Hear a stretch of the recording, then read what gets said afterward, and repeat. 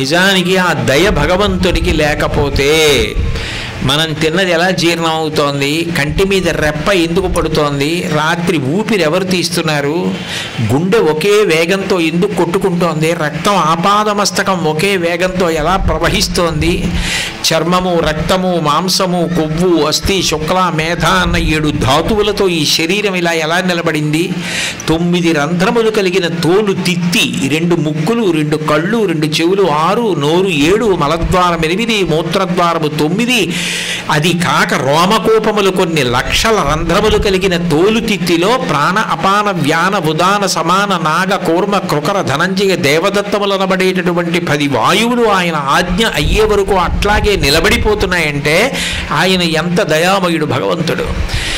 నా దయాగుణం చేత బ్రతుకుతున్న నువ్వు అదే దయాగుణాన్ని నేర్చుకున్న నాడు నేను సంతోషిస్తాను.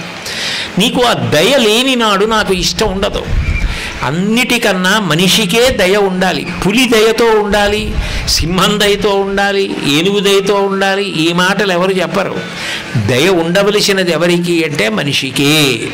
అందుకని గౌతమ ధర్మ సూత్రాలలో మొట్టమొదట ఉండి తీరవలసిన గుణంగా గౌతముడు మనుష్య జాతికి అందరికీ కూడా ఇది అలవాటు చేసుకోండి, కఠినంగా ఉండడం అలవాటు చేసుకోవద్దు, మనసు మెత్తగా ఉండడం అలవాటు చేసుకోండి.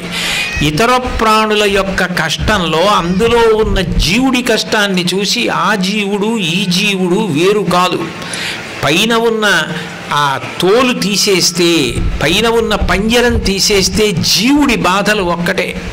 కాబట్టి నేను నా శక్తి మేరకు అవతల వాళ్ళని ఆదుకుని సంతోషిస్తానని పెట్టి సంతోషించగలిగిన లక్షణం ఉన్నవాడెవడో వాడిని చూసి భగవంతుడు సంతోషిస్తాడు. అందుకని మొట్టమొదట ఉండవలసిన లక్షణంగా వ్యక్తికి గుణవైభవంలో మొదటి గుణం దయ. అందుకని దయా సర్వభూతేషు